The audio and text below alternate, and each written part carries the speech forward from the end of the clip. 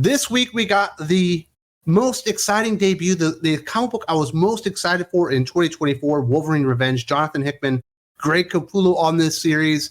It seemed like it was can't miss, had to be just good right out the gate. And I must say, this is probably the most disappointing comic book I've read of the year. Not because it's terrible, because it's not great. It's like a comic book that's set in an alternate present or alternate past, but it doesn't make sense.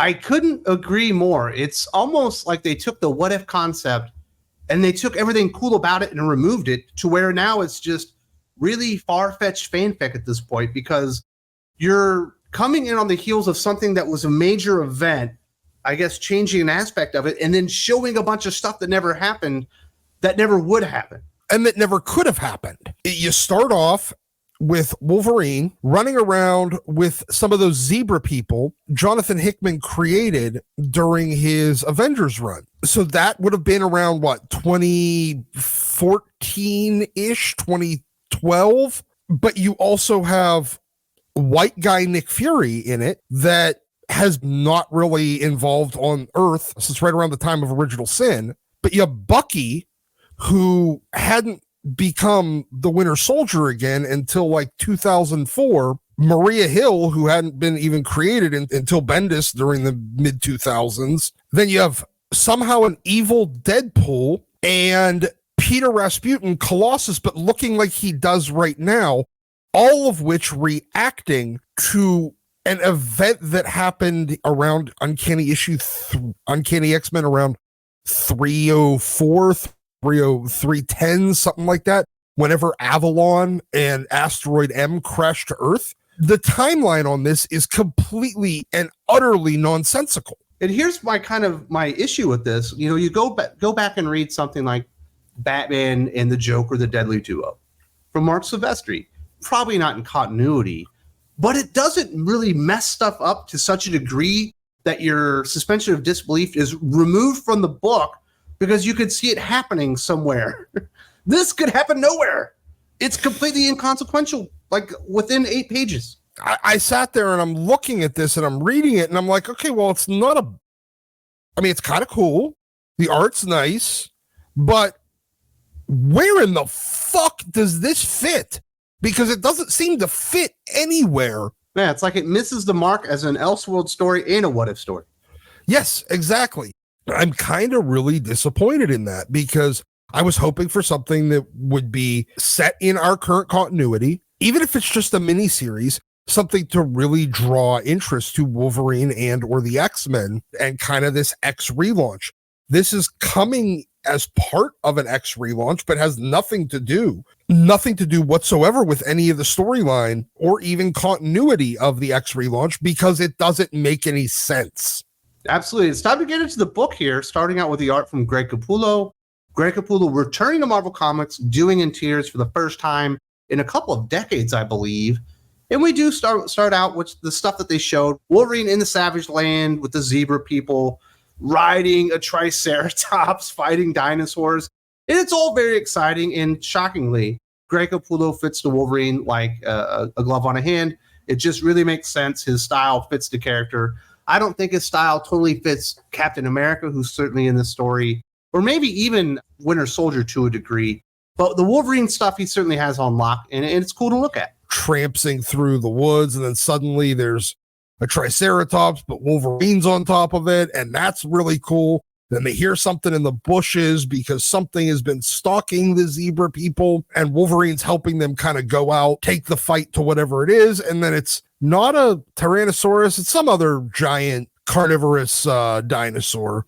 Watching Capullo work in this, where it's just a story set in the Savage Land with Wolverine running around, fighting dinosaurs. It would be cool if it was just that. Capullo could definitely draw Wolverine. There's a flair to it, especially the way he spots blacks, the way that the mask looks in the way that he colors it, where there's no dimension whatsoever to the black part of the mask. I really liked that. I love the way he draws dinosaurs. I would go out there and buy a Greg Capullo dinosaurs fighting each other comic. I'd buy that in a fucking heartbeat. Really well done. Love the art in this book. Well, actually loves an oversell because it isn't all Wolverine. I love the Wolverine art in this book. That's what I really like. Getting into the story, they have to go and interrupt his dalliance out in the Savage Land because Asteroid M has come down. And when that happened, there was an enormous EMP. Nick Fury lets Wolverine know we've basically lost everything. We've lost 100 million people. And if we don't do something right now, we're going to lose 1 billion people. Mastermind has the seed, which is what we need to restore, power and light and everything to the West, because the West is really in trouble.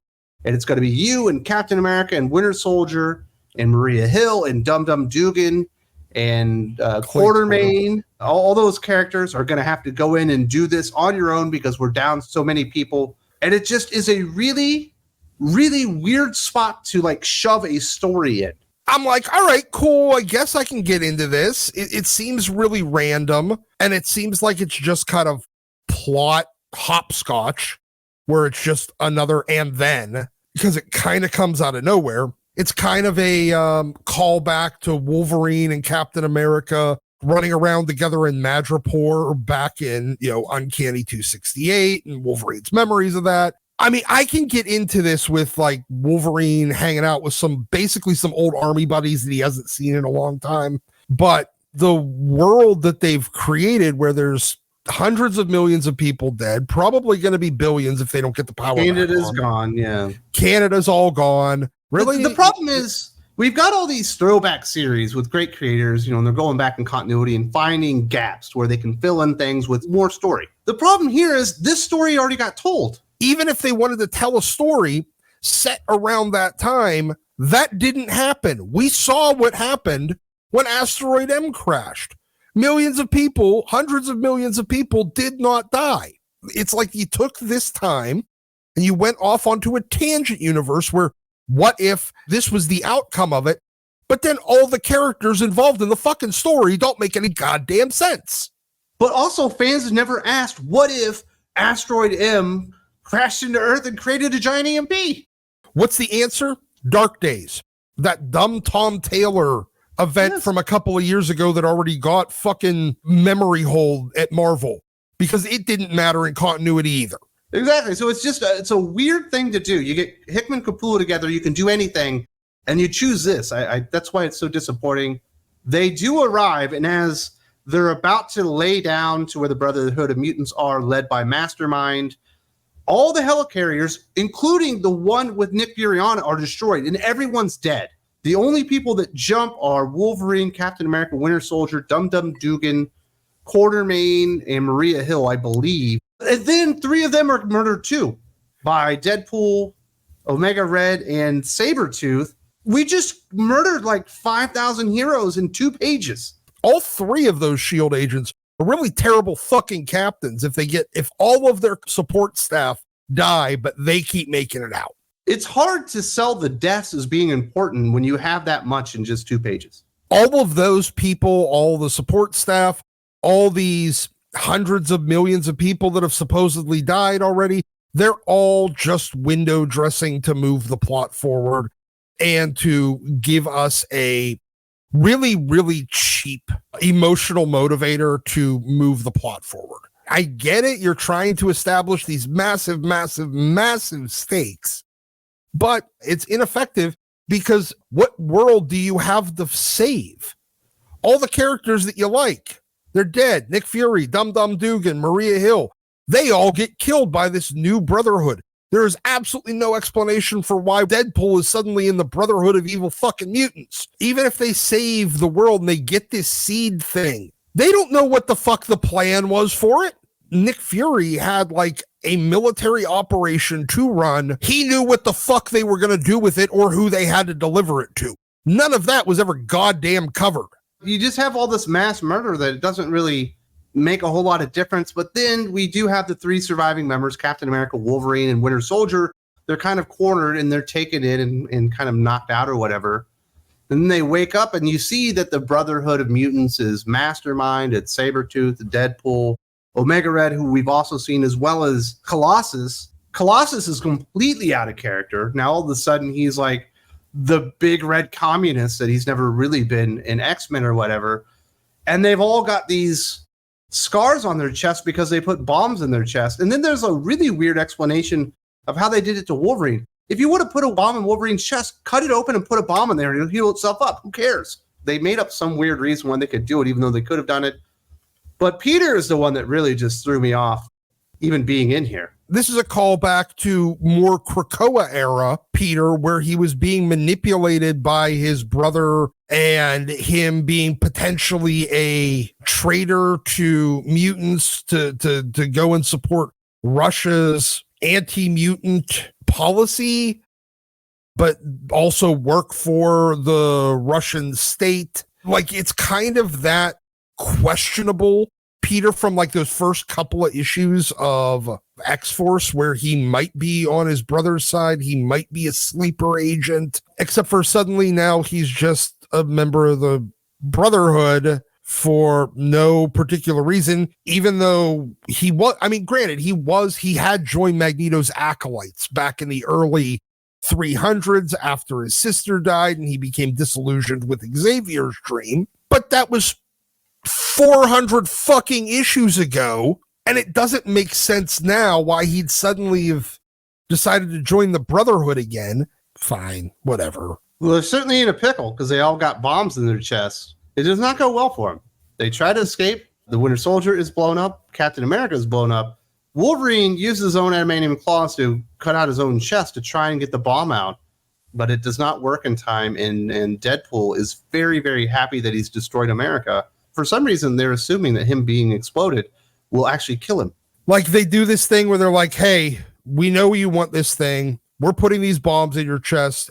Leave, and we won't kill you. But if you ever come back, we will. And then for some weird reason, since Wolverine doesn't leave, but Cap and Bucky does, they blow them up. And then he even makes an anti-Canada, like, a Homer Simpson Canada joke. Except for Deadpool's fucking Canadian. And he's actually quite patriotic about being Canadian by calling it America's hat. I don't hate this, but it just doesn't, none of this makes sense.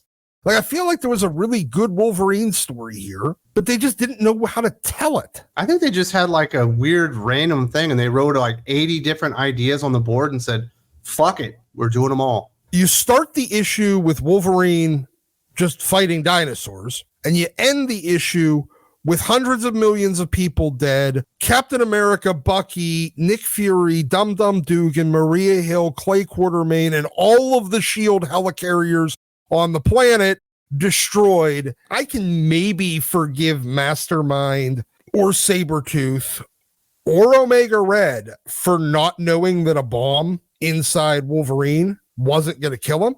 But I can't forgive Deadpool, whose healing factor came from Wolverine. I can't forgive Colossus and Deadpool not knowing that this wasn't going to kill him.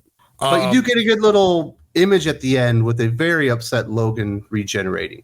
Yeah, he's regenerated, but now he doesn't have his costume because it got blowed up. So he's going to be running around naked, and everybody's going to be suddenly surprised that Wolverine is still alive because all you did was stick a bomb in his chest. I can't bring myself to care enough on this comic. It had a lot of potential to be really cool. If you've never read a comic book in your life, you might think this is the coolest fucking comic. It's not a bad introduction. The problem is you can never read anything after this, or else you're not going to be able to make any sense of the nonsensical continuity that happened in this comic. So like I said, there are some things about this comic that are fun. They're excellent. It's certainly violent. It's got lots of action. You got some of the heroes that you like, and some of the characterization is kind of spot on. Some of it's a little off and everything. But I'm still just overwhelmingly disappointed because Jonathan Hickman, Greg Capullo coming back to Wolverine, guaranteed at least a good story, but it made no sense. And it was just so hard to get my head around it and not notice all the stuff. And you're like, no, like this can't be happening. It removes your ability to buy into it, at least my ability to buy into it. So I will appreciate the art and I will appreciate aspects of it, but I can't go higher than like a 3 out of 5, 6 out of 10, on a comic book that should have been much, much better, in my opinion. I generally am going to agree. You got Greg Capullo and Hickman paired together. on a Wolverine story when the X-Men really need some great stories and some great, sales. And then you make it completely continuity schizophrenic. It's not even outside of continuity. It's just in some weird pocket dimension. So it can't matter. When you're going to put your best creators on it, you got to put them on something that can matter. This misses the mark completely. Couldn't agree more. I do want to say thank you very much to Dok for talking about this. Wolverine is Dok's number one character, and obviously we went for like 30 minutes on this bad boy. Will not be 30 minutes here on YouTube. If you would like the full review, the director's cut, if you will, you do need to go to Think Critical Patreon to get the full Wolverine Revenge number 1 review, as well as the full Jenny Sparks number 1 review that'll be up right now on Think Critical Patreon. Hope to see you there. There's a link in the video description.